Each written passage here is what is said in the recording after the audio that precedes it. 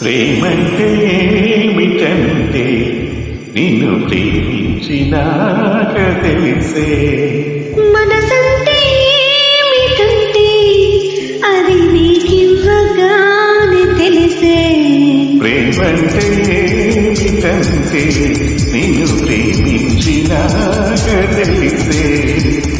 మనసంటే ఏమిటంటే అది నీకివ్వగానే తెలిసే. ఇది వరకు తెలియంది అనుభవం, ఎదరేలు కొలిపింది పరిచయం.